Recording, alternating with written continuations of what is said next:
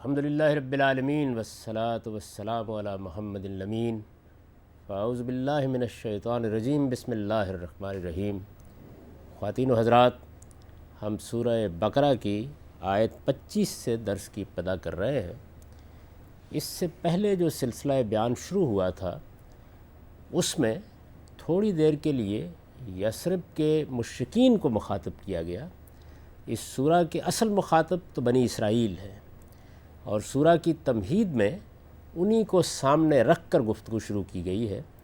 لیکن چونکہ مدینہ میں اس وقت اوس اور خزرج کے قبائل بھی موجود تھے، اور ان میں سے بھی بہت سے لوگ ایسے تھے جو یہود کے پروپیگنڈے سے متاثر ہو کر ایمان کی دعوت کے معاملے میں متردد کھڑے ہوئے تھے۔ ایمان کی وہ دعوت جو رسالت مآب صلی اللہ علیہ وسلم اس قرآن مجید کے ذریعے سے ان کے سامنے پیش کر رہے تھے۔ چنانچہ ان سے کہا گیا کہ یہ دعوت توحید کی دعوت ہے،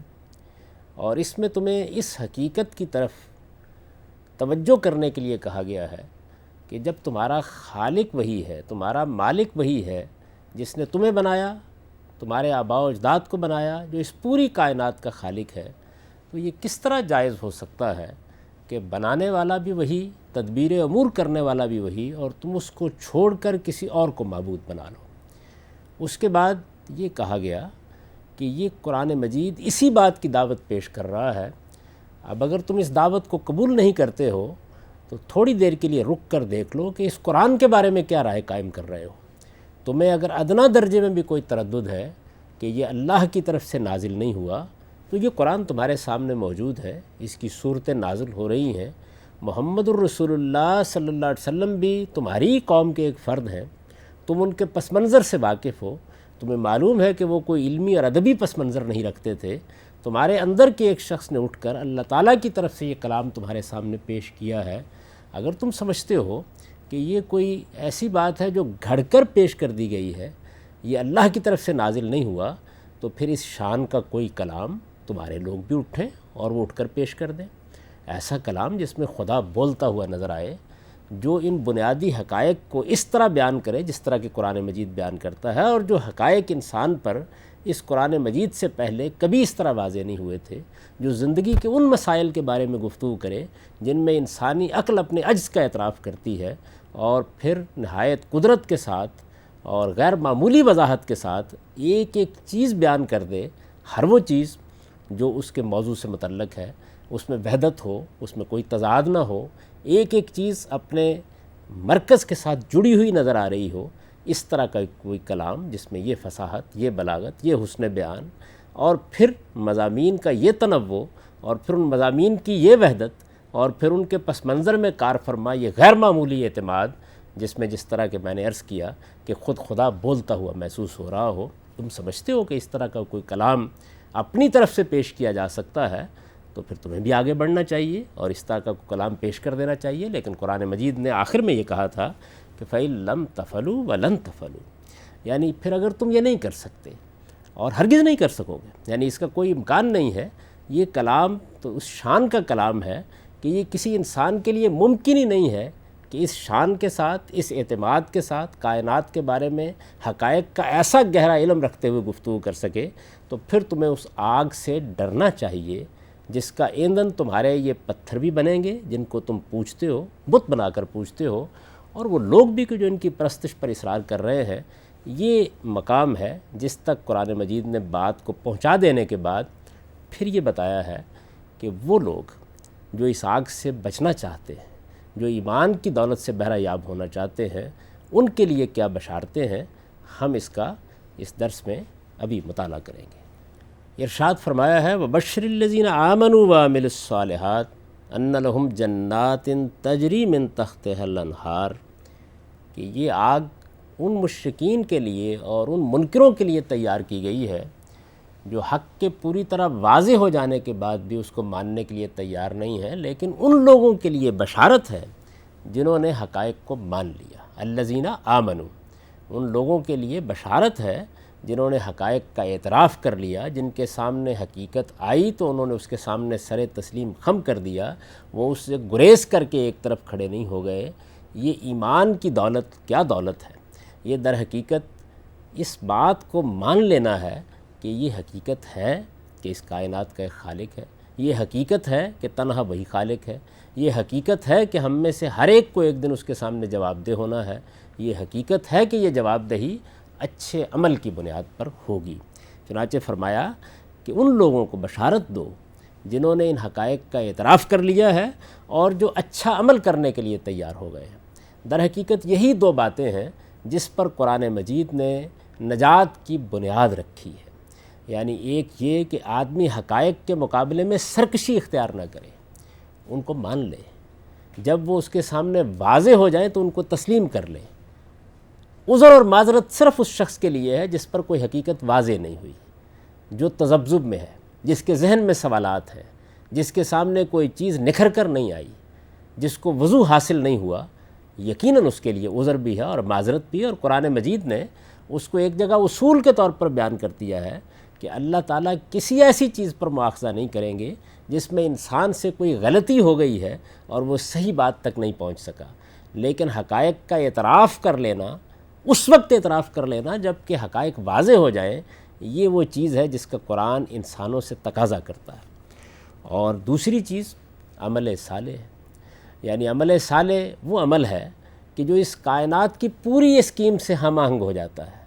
معاشرے کے تمام تقاضوں سے ہم آہنگ ہو جاتا ہے، جس پر انسان کی فطرت گواہی دیتی ہے کہ یہ اچھا عمل ہے، اور انسانوں کے مابین جس کے بارے میں کبھی کوئی اختلاف نہیں ہوتا۔ کون اس بات سے اختلاف کر سکتا ہے کہ سچائی ایک غیر معمولی قدر ہے اور جھوٹ ایک برائی ہے؟ کون اس بات سے اختلاف کر سکتا ہے کہ رشوت، ملاوٹ، فریب کاری، دھوکہ دہی یہ وہ چیزیں ہیں جن سے ہر انسان کو نفرت کرنی چاہیے، اور انسانوں کے ساتھ مواسات، محبت، اخوت، ان کے حقوق کا ایفا، انہیں پورا کرنے کے لیے انسان کا ہر وقت تیار ہونا، یہ وہ اعلیٰ اقدار ہیں جو ہر انسان کو اپنانی چاہیے۔ چنانچہ فرمایا کہ وہ لوگ جو حقائق کا اعتراف کر لیں اور جو اچھے عمل کے لیے تیار ہو جائیں، ان کو بشارت دے دو اس بات کی کہ ان لہم جنات تجری من تحتہا الانہار، ان کے لیے ایسے باغ ہیں جن کے نیچے نہریں بہتی ہوں گی۔ قرآن مجید نے جگہ جگہ جنت کے لیے یہ تعبیر اختیار کیا، یعنی وہ دنیا جو اس دنیا کے بعد آنے والی ہے۔ قرآن مجید ہمیں یہ بتاتا ہے کہ ایک دن ایسا آئے گا جس میں آزمائش کی یہ دنیا ختم کر دی جائے گی، اور اس کی جگہ اسی زمین و آسمان کو ایک نئی دنیا کی صورت دے دی جائے گی۔ قرآن کے الفاظ یہ ہیں یوم تبدل الارض غیر الارض والسماوات، یعنی وہ دن آنے والا ہے کہ جس میں اس زمین کو اور ان آسمانوں کو اٹھا کر ایک نئی زمین اور نئے آسمانوں میں تبدیل کر دیا جائے گا، اور اس دن تمہارے لیے اگر تم نے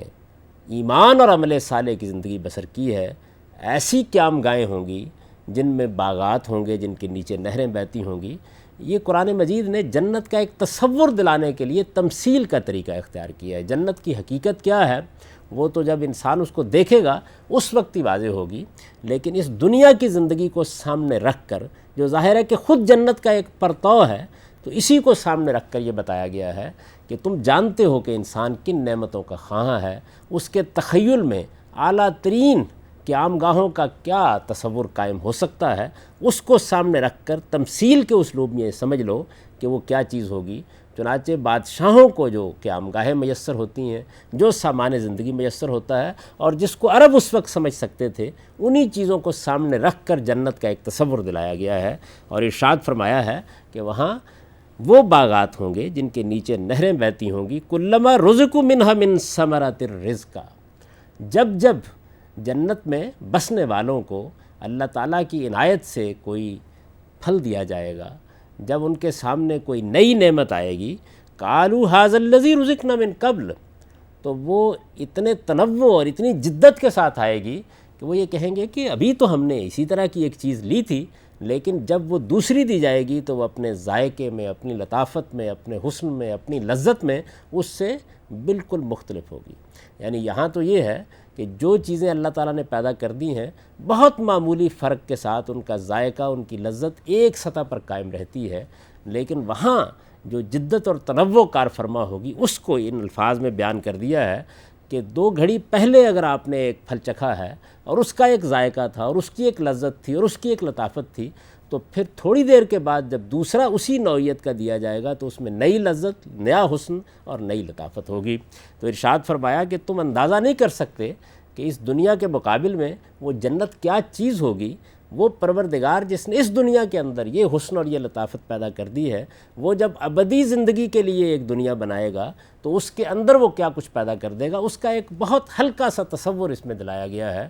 کہ وہ ایسی دنیا ہوگی کہ جس میں لذت اور تنوع کا یہ عالم ہوگا کہ ایک کے بعد دوسری چیز ایک نئے آہنگ، نئے رنگ، نئی شان، نئی لذت، نئے حسن اور نئی لطافت کے ساتھ تمہارے سامنے آ جائے گی۔ اور انسان جب ایک چیز کو پائے گا اور دوسری آئے گی تو وہ حیرت سے کہے گا کہ یہ فوراً بات جو دوسری چیز دی جا رہی ہے یہ تو میں پہلے لے چکا، لیکن جب وہ اس کو چکھے گا، جب اس سے لطف اندوز ہوگا تو اسے معلوم ہوگا کہ اس کے اندر تو کچھ نئی ہی دنیا ہے۔ تو ارشاد فرمایا وَأُوتُوا بِهِ مُتَشَابِهًا، وہ سمجھیں گے کہ وہی چیز ان کو دی گئی ہے، درا حالے کہ اس سے ملتی جلتی ہوگی، لیکن اس کا رنگ، اس کا ذائقہ، اس کی جدت بہت غیر معمولی ہو جائے گی۔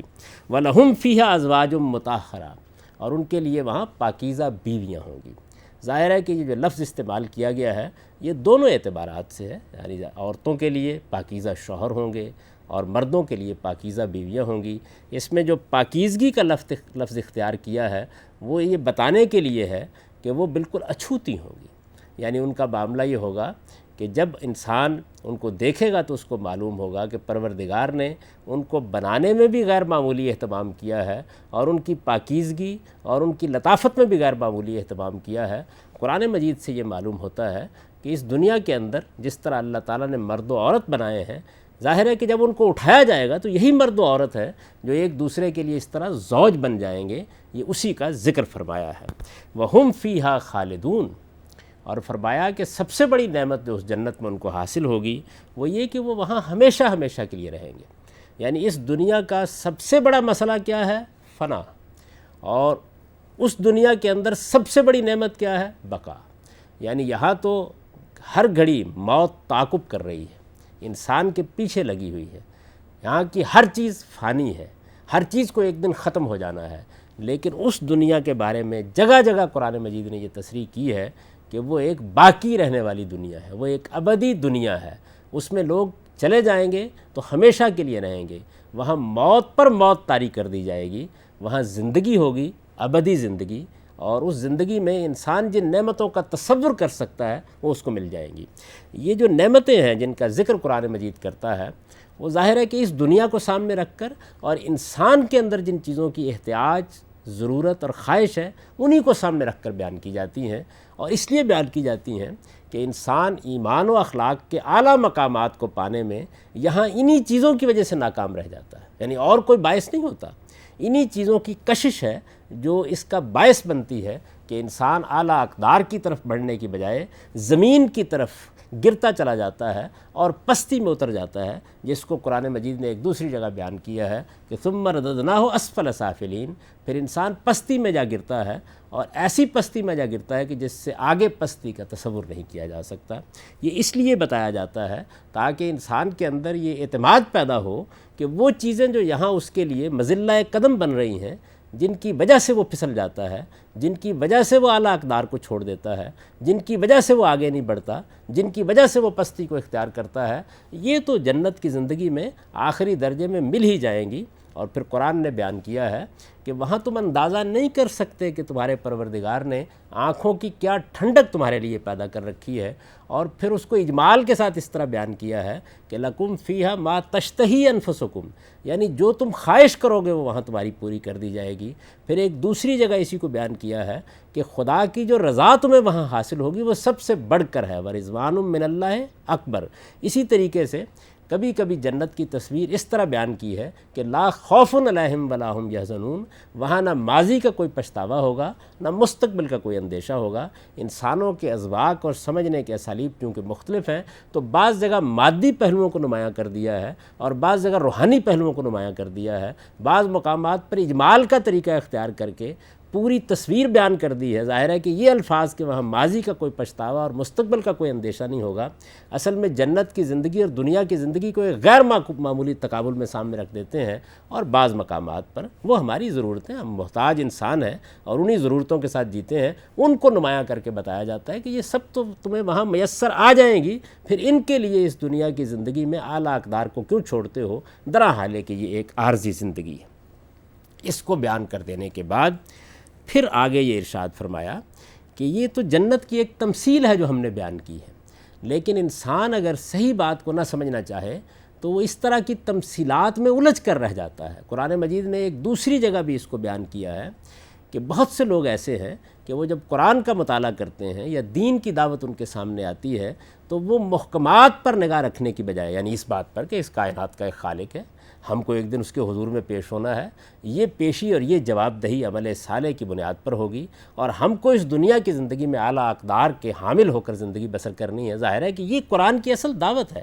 ایک خداوند کو مانو، یہ سارے انسان آدم و حوا کی اولاد ہیں، ان کے مابین مساوات اور اخوت کا تعلق ہونا چاہیے، اور یہ بات کہ تمہیں اخلاقی پاکیزگی کے ساتھ زندگی بسر کرنی ہے، اصل دعوت یہ ہے۔ لیکن بہت سے لوگ وہ ہوتے ہیں کہ اس اصل دعوت کے ساتھ جب کہیں جنت کی کوئی بات بیان ہوئی، جہنم کی کوئی بات بیان ہوئی تو اس کی تفصیلات میں الجھ کر رہ جاتے ہیں۔ قرآن نے بتایا ہے کہ اس میں تو ہم نے متشابہات کا اسلوب اختیار کیا ہے، یعنی چونکہ انسان کے پاس وہ الفاظ ہی نہیں ہیں جن سے اس آنے والی دنیا کا کوئی نقشہ اس کے سامنے رکھا جا سکے، انسان اپنی زبان کی محرومیوں اور احتیاجات میں بندھا ہوا ہے، اور یہ ممکن نہیں ہے اس کے لیے کسی کی مستقبل کا تصور اس طرح سے کر سکے۔ تو ہم نے متشابہات کا طریقہ اختیار کیا ہے، یعنی دنیا ہی کی زندگی کی بعض چیزوں کو تشبیہ دے کر جنت کا بھی ایک تصور پیش کیا ہے، جہنم کا بھی ایک تصور پیش کیا ہے۔ تو بہت سے لوگ ایسے ہیں کہ جو اسی میں الجھ کر رہ جاتے ہیں، اور اس کا نتیجہ یہ نکلتا ہے کہ جو اصل بات انہیں بتانا مقصود ہے کہ تمہیں ایک دن اپنے پروردگار کے حضور میں حاضر ہونا ہے اور وہاں ایمان اور عمل صالح کی بنیاد پر تمہاری پیشی ہونی ہے، اس کو فراموش کر دیتے ہیں۔ پھر اس کا نتیجہ یہ نکلتا ہے کہ وہ ان تمثیلات کا مذاق اڑاتے ہیں، ان کے اندر مین میخ نکالتے ہیں اور اصل بات کو بالکل فراموش کر دیتے ہیں۔ چنانچہ یہ فرمایا کہ ان اللہ لا یستحی ان یضرب مثلا ما بعوضۃ فما فوقہا، کہ اللہ اس بات سے ہرگز نہیں شرماتا کہ کسی حقیقت کی وضاحت کے لیے وہ مچھر یا اس سے بھی کسی چھوٹی چیز کی مثال پیش کر دے۔ یہ پھر آگے کا مضمون ہے جس میں ایک تصویر کھینچی ہے یہود کے رویے کی، اس کو ہم اگلے درس میں زیر بحث لائیں گے۔ اس آیت سے یہ معلوم ہوتا ہے کہ تمثیلات کے بارے میں انسان کو کیا رویہ اختیار کرنا چاہیے، اور اللہ تعالیٰ تمثیلات کیوں بیان کرتے ہیں اور بعض موقعوں پر تمثیل کی ضرورت کیوں ہوتی ہے۔ اب میں نے جس طریقے سے اس حصے کو اردو میں منتقل کیا وہ سن لیجئے۔ ارشاد فرمایا ہے، اور ان کو جو اس کتاب پر ایمان لائے اور انہوں نے نیک عمل کیے، اس بات کی بشارت دو اے پیغمبر کہ ان کے لیے ایسے باغ ہیں جن کے نیچے نہریں بہتی ہوں گی، ان کا پھل جب انہیں کھانے کے لیے دیا جائے گا تو کہیں گے یہ وہی ہے جو اس سے پہلے ہمیں دیا گیا، درا حال ہے کہ ان کو یہ اس سے ملتا جلتا دیا جائے گا، اور ان کے لیے وہاں پاکیزہ بیویاں ہوں گی اور وہ ان میں ہمیشہ رہیں گے۔ یہ جنت کی تمثیل ہے، اور اللہ اس بات سے نہیں شرماتا کہ کسی حقیقت کی وضاحت کے لیے وہ مچھر یا اس سے بھی حقیر کسی چیز کی تمثیل بیان کرے۔ اقول قولی ھذا واستغفر اللہ لی ولکم ولسائر المؤمنین۔